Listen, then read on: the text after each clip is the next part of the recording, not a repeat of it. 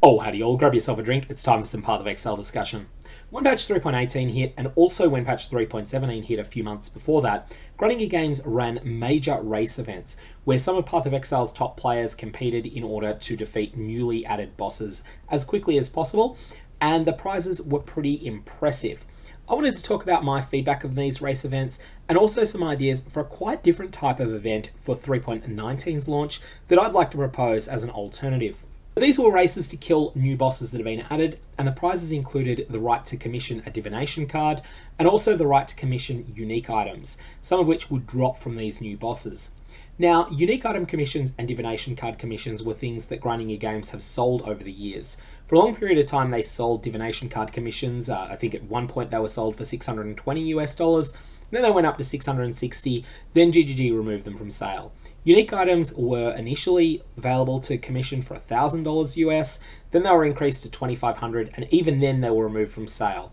I think one of the major reasons there is that a lot of work goes into it, and ultimately GGG felt that they weren't making a margin, but that if they put the prices any higher, it would just infuriate people.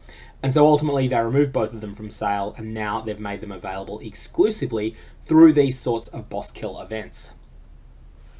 And one of the unique items that was designed in the 3.17 race was what's known as the Steel Mage Duel. This duel, Impossible Escape, was commissioned by Steel Mage, who's a streamer and a very well-known elite PathOfExile player who commissioned this after winning the rights to do so in the 3.17 race. I ran a bit of a poll on attitudes to the 3.17 and 3.18 events over on my YouTube account. Now, my YouTube viewership tends to bias towards what I would term middle endgame players. So broadly, this is people who've downed the Shaper and the Elder, but have not yet downed the Feared or any of the 3.18 Uber bosses. And the most popular response was apathy. Hey, this is a cool event, but it's just not for me. Very few people played in it. What I wanted to do is make some suggestions to perhaps turn that around in the future. So what's going on here? Why is it that people like this event to some extent, or at least mostly aren't negative towards it? Some people were, but most people weren't negative towards it, but were just not interested in participating themselves. So a lot of players correctly identify there is a huge playtime gap and a huge skill gap between the most competitive players, the very best PathOfExile players, and the more typical, very experienced player. Someone like Ben, who's also known as Lighty or Darky, he can achieve far more in 70 hours played than the typical veteran player can, but also he can squeeze that 70 hours played into much less real-world time than someone with, say, a 9-to-5 office job, or someone that works as a paramedic or something like that, or particularly people with family responsibilities. Ultimately, Ben has more time than most people do, but also Ben is better with that time. And that gives Ben an absolutely incontestable lead when it comes to a race event like this. And so this leads to fairly widespread apathy about these events despite the amazing prizes. So many players who were mildly positive about the events said that their favourite part was the cool newly commissioned unique items, and partly they trusted elite players like Steel Mage or like Ben to come up with fantastic designs for new items. What I wanted to think was, could we do something different that captures the positives from this, but that can also deal with some of this apathy? Could we do something different so that the players who are apathetic about these events are interested in playing in them, whilst keeping some of the things that make them special to the people that play them now? Ultimately, there is a bit of a sliding scale between how much of a spectacle an event's going to be and how participatory it's going to be. And this proposal will disappoint the players who just love watching the race on Twitch or other streaming platforms, and that is somewhat of a cost to opening it up to more players. You can see a similar thing in sport. Tens of millions watch the Olympic final of the 100-metre dash. Thousands of individuals will watch a state final of the 100-metre dash, but only tens of people will watch a school's under 15 100-metre dash.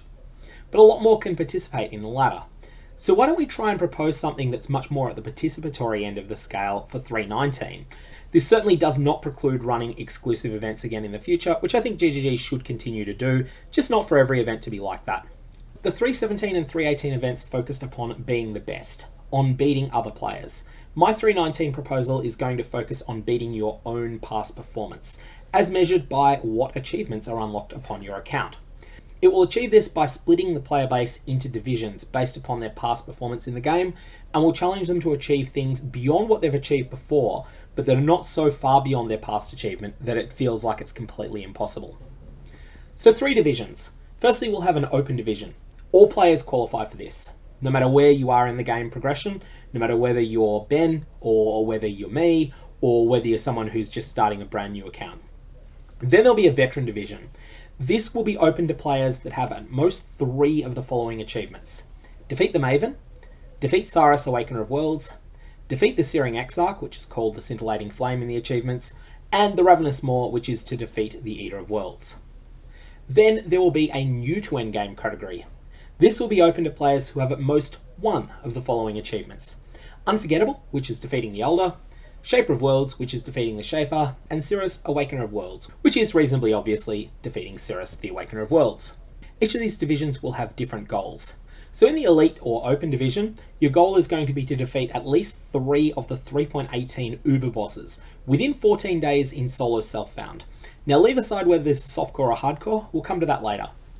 And this could also include 3.19 bosses that are seen to be comparable in difficulty to these. In the Veteran category, the goal is going to be to defeat 7 non-elite endgame encounters in solo self-found. We'll get to what those encounters are later. And then in the new to endgame category, your goal is going to be to defeat 12 early endgame encounters in solo self-found.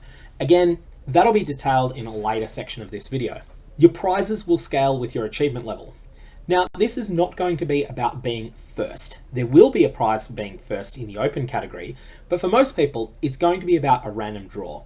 I had to think about this one, and I realized that if you are going to have a being first prize, ultimately that ends up being something that rewards people who have a large amount of concentrated playtime. I want this to be something that does require a fair bit of effort, but that is not completely impossible if you're someone that is working a busy 9-to-5 job. You know, if you're someone that works a hospital night shift as a nurse, I want this to be something that you can still do if you're interested.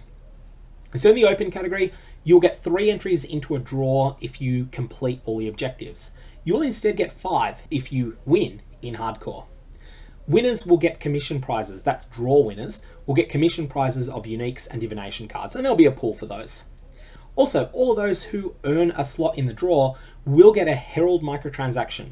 This will be something that will be event exclusive for a little while, but then after an exclusivity period of 120 days, will be something that will be available in the game's cash store. Also, all people who earn an entry into the draw will get a hideout, which again will be exclusive for 120 days and then will be available for sale. There'll also be extra prizes for the first 3 in hardcore. Now the idea here is that these extra prizes are something that the likes of Exile and Ben and Zizaran and Steel Mage, that they can compete for and create some of the spectacle that existed in 3.17. Won't necessarily be the focus for most players, but for people that have got 36 or 40 challenges in the past quite a few times, the elite category on softcore solo self-found might be something that they feel pretty appealing to go for, something that inspires them to improve as a player. Second is the veteran category. Here, if you win, you'll get 1 entry rather than 3 into the open draw. You'll also get 1 entry into a veteran exclusive draw, which will have divination card commissions as prizes, potentially other things as well, you know, armor sets and stuff like that. And then you'll also get the same Herald microtransaction. However, you'll get it 7 days later than the people that achieved this goal in the elite/open category.